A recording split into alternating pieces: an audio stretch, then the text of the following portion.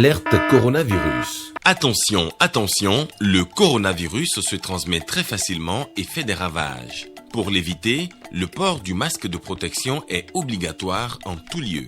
Dans l'administration publique ou privée, dans les réunions, les rencontres, dans les marchés, les magasins, les boutiques et lors des déplacements, le port du masque est obligatoire. Même dans les lieux privés, dès lors que l'on n'est pas seul, le masque doit être le fidèle compagnon.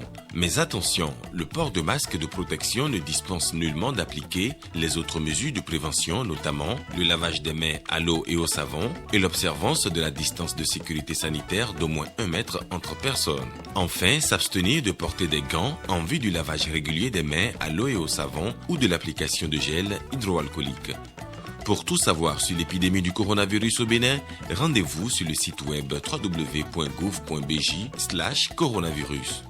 Ceci est un message du gouvernement de la République du Bénin. Bonjour à tous. Dans l'actualité ce 13h, les investissements de la Banque ouest-africaine de développement vont s'intensifier au cours des années à venir. Le président de cette institution sous-régionale a dit au président Patrice Talon, c'était au cours d'une audience à la présidence de la République. C'est à suivre.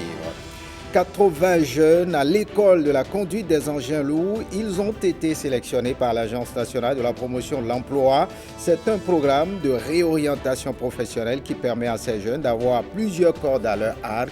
Vous les verrez. Et puis au Liban, les autorités ont imposé un confinement strict. En France, par contre, les patrimoines culturels souffrent de l'arrêt des activités touristiques à cause du coronavirus. Vous en saurez davantage.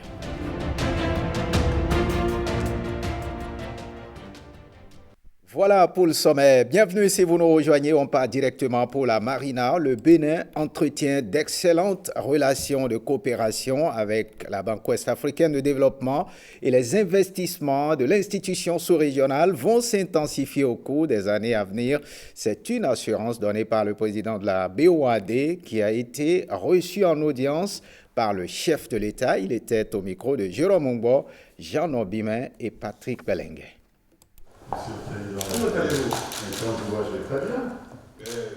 Nous avons évoqué 4 grands sujets. Le premier, je me suis permis de lui présenter mes condoléances en la qualité de président de la BOAD à titre plus personnel, suite au décès survenu hier de son directeur de cabinet. Je comprends que le président de la République et son directeur de cabinet avaient des relations proches. Il était donc important que je présente les condoléances au chef de l'État. Le deuxième point, j'ai remercié le chef de l'État d'avoir présenté ma candidature, de l'avoir soutenue, candidature à la tête de la Banque ouest-africaine de développement et d'avoir su convaincre la conférence des chefs d'État et le président de la conférence des chefs d'État de l'intérêt de ma candidature. Je l'ai donc remercié, c'était important. Nous avons ensuite discuté des modes de financement du développement. Le sujet du renforcement des fonds propres de la Banque ouest-africaine de développement, qui est notre sujet clé. C'est le sujet majeur, principal. Il est important que la Banque ouest-africaine de développement soit mieux dotée en fonds propres et une colonne vertébrale plus solide, ce qui nous permettra de pouvoir aller lever des ressources beaucoup plus importantes sur les marchés financiers. Et je rappelle d'ailleurs qu'aujourd'hui, le bilan de la Banque ouest-africaine de développement est financé à hauteur de 70% par les marchés. Donc notre sujet, c'est le renforcement des fonds propres. Et d'ailleurs, le chef de l'État a insisté sur le fait que c'était vraiment l'objectif numéro 1 qu'il fallait que nous arrivions à remplir, à atteindre très vite. Et qu'une fois que nous aurions atteint cet objectif, mis en ordre la maison, nous soyons à nouveau disposés à discuter de sujets de développement avec lui. Et nous nous sommes engagés, bien évidemment, à nous revoir dès que cette mission, cet objectif ambitieux aura été réalisé. La coopération est excellente, vous le voyez bien. Nous sommes ici à la maison. Les choses se passent très bien, les choses sont très fluides. Il y a une osmose très forte, bien évidemment, entre la BOAD et la République du Bénin. Alors, les sujets portent essentiellement, s'agissant de la coopération, portent essentiellement sur les sujets d'infrastructure, principalement sur le secteur souverain, mais il s'agit pour nous aujourd'hui, à la faveur du nouveau plan stratégique, de regarder ce que nous pouvons faire de plus et de mieux, également avec le secteur privé, les PME et les PMI. Partons à présent pour la Sénat. La Commission électorale nationale autonome poursuit ses rencontres avec les partis impliqués dans l'organisation du scrutin présidentiel. La Sénat a présenté ce mercredi au corps diplomatique et au ministère le calendrier électoral et les pièces à fournir pour les candidats à la présidentielle. Je vous propose à cet effet de suivre les explications de Rufin Domingo. Il est le directeur technique à la Sénat, au micro de William Aguiar et Ernest Tegou. Nous avons rencontré les ministères, les institutions et le corps diplomatique pour échanger avec eux, notamment sur le calendrier électoral et également sur la liste des pièces à fournir pour l'élection présidentielle de 2021. Et au titre des pièces à fournir pour l'élection présidentielle par les candidats pour l'élection présidentielle de 2021, on peut retenir deux catégories de pièces. Il y a les pièces communes à fournir par le duo président-vice-président et il y a les pièces individuelles. Au titre des pièces communes, il y en a trois. Premièrement, il y a la déclaration de candidature du duo président-vice-président et à cette déclaration de candidature, ils joignent le logo des candidats. Ça, c'est la première pièce commune. La deuxième pièce commune, c'est au moins 16 parrainages obtenus par eux et ces parrainages sont obtenus sur des formulaires délivrés par la Sénat. Et les 16 parrainages sont valables pour le duo président de la République, vice-président de la République. Et puis enfin, troisième pièce commune, c'est la quittance de 50 millions de francs CFA délivrée par donc, le directeur général du Trésor et de la comptabilité publique. Donc ça, c'est ce qui est des trois pièces communes pour le duo président-vice-président. Ensuite, il y a les pièces individuelles. Au nombre des pièces individuelles, il y en a 7. La première pièce individuelle, c'est la photocopie donc légalisée de la carte d'électeur. La deuxième pièce, c'est la photocopie légalisée du certificat de nationalité. Troisième pièce, ça va être le bulletin numéro 3, donc du casier judiciaire. Et la quatrième pièce, c'est une photocopie légalisée donc de l'acte de naissance. La pièce numéro 5, c'est le certificat de résidence. Et la pièce numéro 6, c'est le quitus fiscal, donc qui prouve que le candidat est à jour vis-à-vis du fisc. Et enfin, la pièce numéro 7, qui est une déclaration sur l'honneur que le candidat n'est pas dans des cas d'inéligibilité prévus par la loi. Et on reste toujours dans la ferveur de la présidentielle. La désinformation prend souvent de l'ampleur en période électorale sur les réseaux sociaux pour sensibiliser et outiller les jeunes internautes. Un atelier se tient à Cotonou sur le thème « Les jeunes et l'utilisation des réseaux sociaux en période électorale ». Rebecca Kinjan-Oudé, Igor Ayosso nous en disent plus.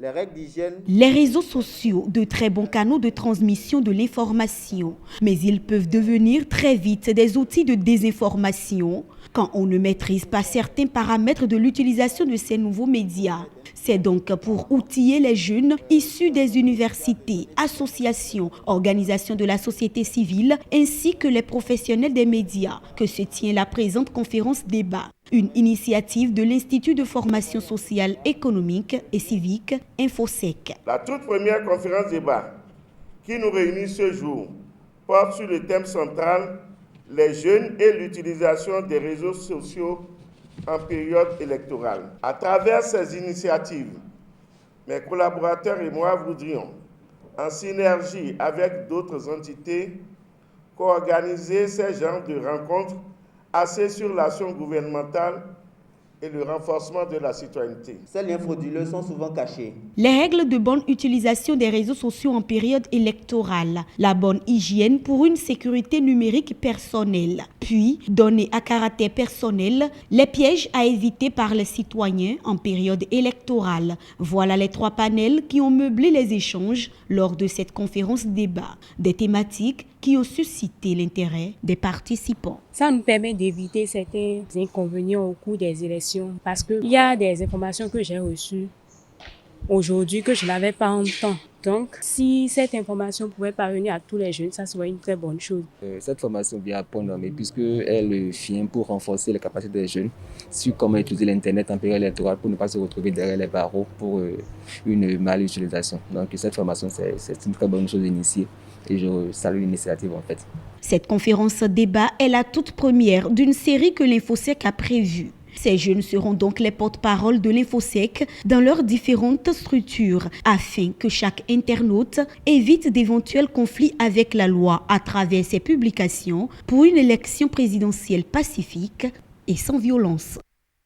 Voyons à présent cette édition des comptes des réalisations du PAG dans le 11e arrondissement de Cotonou. Les élus du parti Union Progressiste se sont prêtés à l'exercice. Le week-end écoulé, William Aguiar et Louis Koudobo.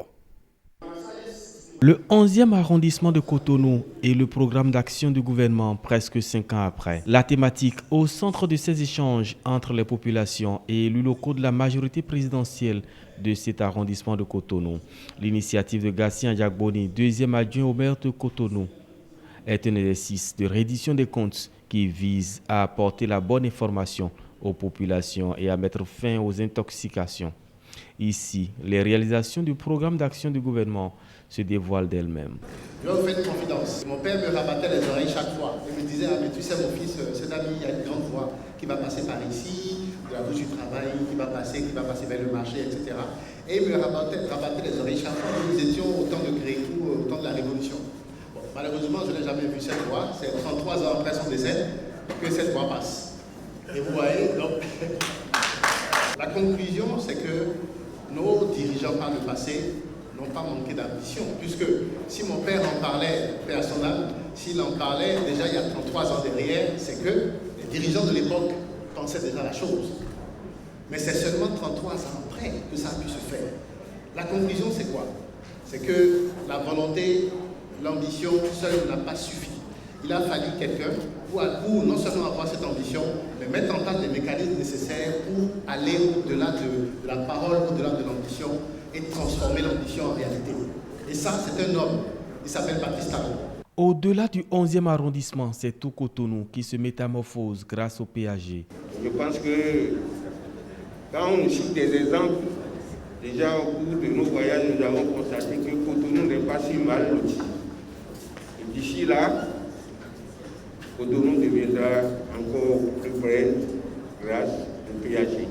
Cotonou se métamorphose, mais également tout le pays, 5 années pour redonner espoir à tout un peuple. Aujourd'hui, nous sommes à Kadiaou, proche de la haine, et que tout ce quartier a flatté.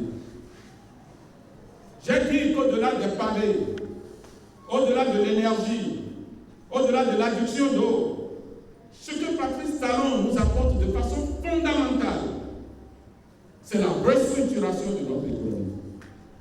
La lutte contre la corruption, sa capacité à nous amener à mobiliser du financement interne pour notre développement, que c'est ça le principal acquis de Patrice Talon. Gatien Yagboni et son parti, l'Union Progressiste, entendent poursuivre ces rencontres itinérantes à travers le pays pour mettre fin à la désinformation.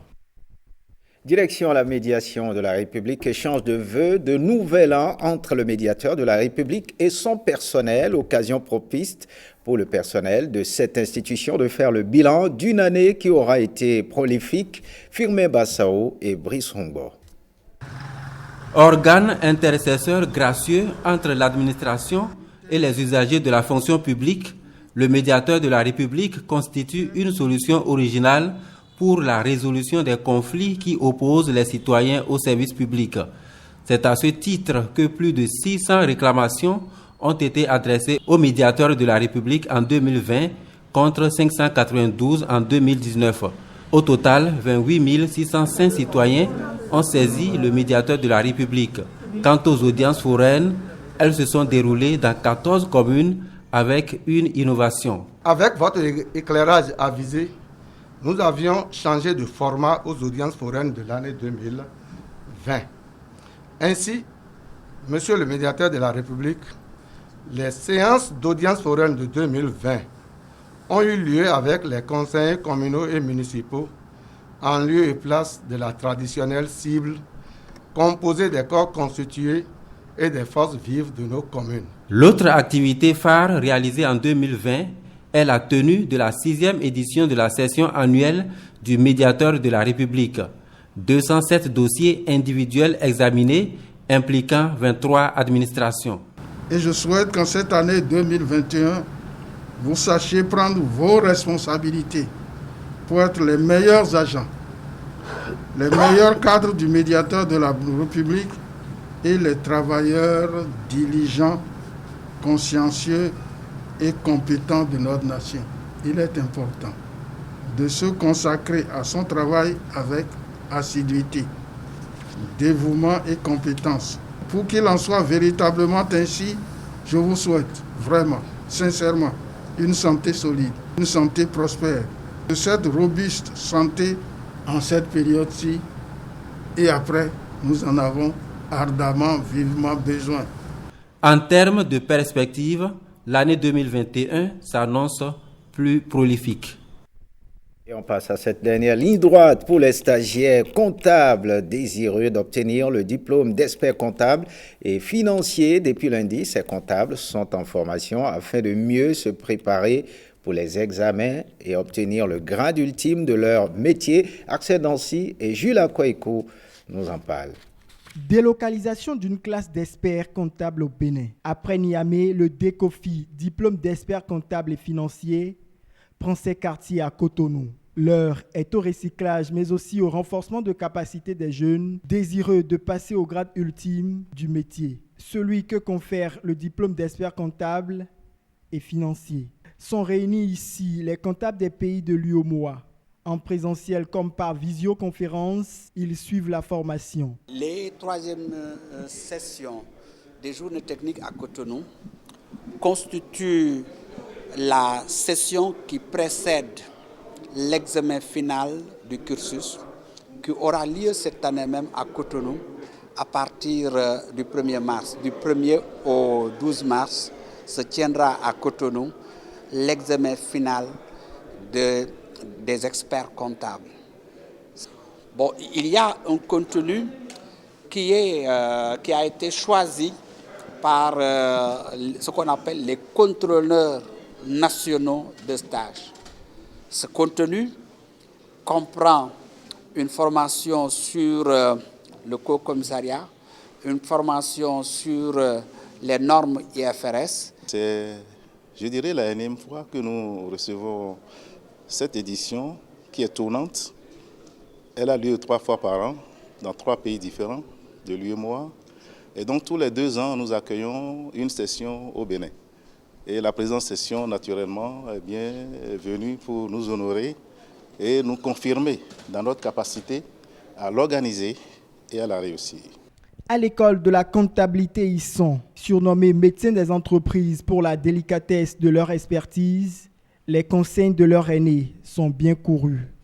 La formation, comme vous devez le savoir, est conçue aujourd'hui pour être la formation du professionnel et de tout professionnel d'ailleurs, surtout au long de la vie humaine.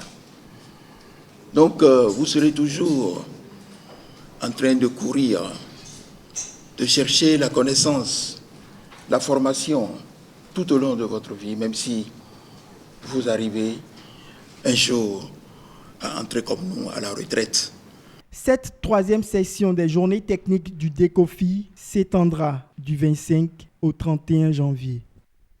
Et on parle d'insertion des jeunes. Ils sont à l'école de la conduite des engins lourds. Eux, ce sont 80 jeunes sélectionnés par l'Agence nationale pour la promotion de l'emploi. Il s'agit d'un programme de réorientation professionnelle qui devra permettre à ces jeunes d'avoir plusieurs cordes à leur arc. Herman Amega. Une montagne de ferraille à dompter en 10 jours. Le challenge de ces jeunes triés sur le volet, ils disposent tous au moins d'un permis de conduire catégorie B. À l'issue de cette formation, ces tracteurs et autres niveleuses n'auront plus de secret à leurs yeux. Le programme est initié par l'ANPE. Célestin en est le bras exécutant. Sous la canicule, il s'assure de l'assimilation de la formation par ses apprenants de circonstances. En 2019 passé, nous avons eu des offres d'emploi auxquelles l'ANPE n'a pas pu satisfaire. Donc l'ANPE a alors décidé de sélectionner les jeunes à titre expérimental, les former et les mettre à la disposition des entreprises qui en font, sont toujours dans le besoin de ce genre de main-d'œuvre. 80 jeunes sont impactés par le programme et progressivement, ils manœuvrent presque à la perfection. Des engins, hier, véritables mythes à leurs yeux, aujourd'hui, outils familiers. Déjà de la formation théorique où je voyais ces engins mais je ne connaissais pas leur nom et leur rôle. On m'a appris à connaître le booter, la chargeuse et la niveleuse. Je suis photographe de formation et en réalité j'ai mon permis B aussi de côté, ce qui me permet aujourd'hui d'être avec ces machines. Avec une requalification en poche, ces jeunes s'installent confortablement dans la base de données de l'ANPE, quitte à servir sur un marché devenu de plus en plus demandeur dans un pays en chantier. Et on marque un arrêt en haute mer. La manœuvre militaire Espadon engagée par les forces navales béninoises a été marquée par un exercice de lutte contre la piraterie en mer. L'exercice s'est déroulé dans les eaux béninoises. Les hommes ont réagi convenablement, nous dit Ghislain Poguet. Regardez. Après Nemo et Barracuda, voici Espadon, manœuvre militaire des forces navales béninoises. L'objectif assigné à Espadon, c'est tolérance zéro pour l'insécurité maritime dans les eaux sous juridiction béninoise. Le golfe de Guinée, du Sénégal en Angola, suscite des convoitises chez les hors-la-loi qui écument les océans. Le Bénin, avec sa marine militaire, travaille à réprimer l'audace de ces pirates de mer. Pour y arriver, le pays aguerrit les hommes, teste le matériel et met à l'épreuve les protocoles d'intervention. Le présent scénario met en scène les fusiliers commandos en opération anti-piraterie. Devant! Regarde devant! Tôt ce matin, le centre de commandement des opérations maritimes nous a informé qu'il y a un navire commercial. Il a été attaqué par des pirates. Le centre de commandement nous a ordonné d'appareiller en urgence pour aller appuyer l'équipe de protection qui est déjà sur position sur le navire. Nous nous sommes rendus sur position. On a effectivement constaté qu'il y avait une embarcation qui rôdait autour du navire. L'embarcation a essayé de fuir. Nous l'avons interceptée. Et nous l'avons maîtrisé et les pirates sont venus à la plage arrière. On les a tous vus. On a envoyé une équipe de protection sur l'embarcation des pirates pour les maîtriser, les dérouter. Et à l'issue, on a fait l'escorte du navire à la base navale de Cotonou. De retour à quai, on fait le bilan de l'opération. Le but de la manœuvre de ce matin, c'était pour voir la réactivité du patrouilleur P110 Ouémé, de l'équipe de protection et de l'ensemble du système. Et pour ce matin, je pense que notre objectif est atteint. On a pu voir comment réagissent les fusiliers, l'équipe de protection et le système de communication avec le centre de commandement des opérations. Tout ce dispositif a été testé ce matin. Pour la sécurisation des eaux béninoises et la sûreté du port de Cotonou, la marine militaire béninoise entraîne les hommes et veille.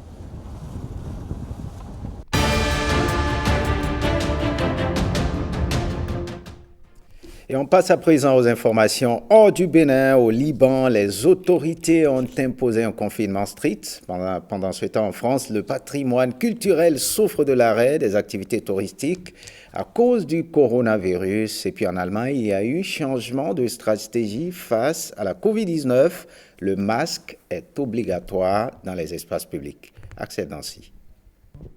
C'est un confinement synonyme d'agonie. Au Liban, les forces de l'ordre font de nouveau face à des manifestants en colère. Deuxième nuit d'affrontements qui ont fait au moins 45 blessés. Des jeunes ont tenté de prendre d'assaut le principal bâtiment administratif dans une ville du pays. Des routes ont été bloquées par des protestataires. Les autorités libanaises ont prolongé jusqu'au 8 février un confinement strict, décrété au départ jusqu'au 25 janvier pour enrayer la progression du coronavirus. Le confinement s'accompagne d'un couvre-feu permanent et d'une fermeture des commerces. Des exceptions pour le personnel médical ou les journalistes et des attestations de sortie sont prévues pour certains déplacements.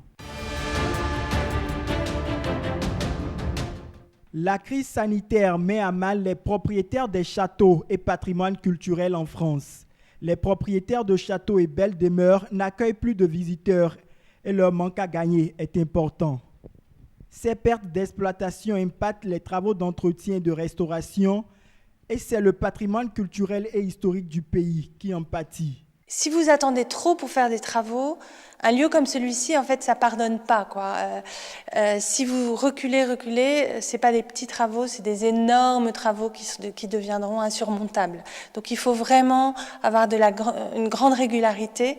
Et là, l'année 2020 est un peu une année creuse, évidemment. En Indre et Loire, le château de Rivaux est fermé temporairement. Pour ses propriétaires, c'est une perte d'activité totale, mais aussi un élément important de la vie culturelle et sociale qui est anesthésié. Le château d'Ussé, qui aurait inspiré le conte de la Belle au bois dormant, attend lui aussi que des touristes viennent à nouveau découvrir son histoire et sa beauté. On fait pas mal de fêtes qui attirent plutôt un public local. Et donc ça dynamise un peu et ça crée des interactions, ça crée des lieux de rencontre et ça crée une activité culturelle ou festive, conviviale, dans un endroit où en fait il n'y en a pas beaucoup.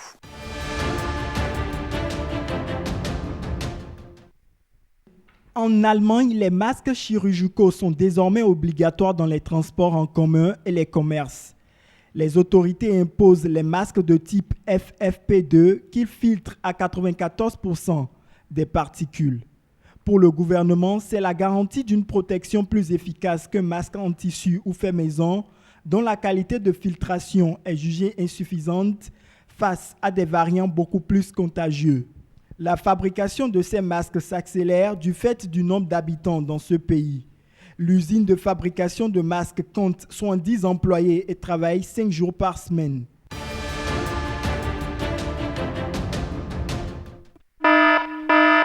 Alerte coronavirus. Attention, attention, le coronavirus se transmet très facilement et fait des ravages. Pour l'éviter, le port du masque de protection est obligatoire en tout lieu.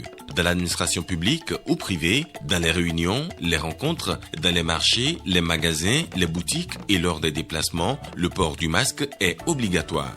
Même dans les lieux privés, dès lors que l'on n'est pas seul, le masque doit être le fidèle compagnon. Mais attention, le port de masque de protection ne dispense nullement d'appliquer les autres mesures de prévention, notamment le lavage des mains à l'eau et au savon et l'observance de la distance de sécurité sanitaire d'au moins 1 mètre entre personnes. Enfin, s'abstenir de porter des gants en vue du lavage régulier des mains à l'eau et au savon ou de l'application de gel hydroalcoolique. Pour tout savoir sur l'épidémie du coronavirus au Bénin, rendez-vous sur le site web www.gouv.bj/coronavirus. Ceci est un message du gouvernement de la République du Bénin. Ce journal se refait. Merci de l'avoir suivi. Retrouvez tout à l'heure le bulletin d'information à 16h30. À 19h, Ghislaine Adimi reprend ce fauteuil. À 20h, Ariane Da Silva prend les commandes. Et puis à 23h30, Awa Sherif sera au rendez-vous. Merci à vous tous de nous avoir suivis. À très très bientôt.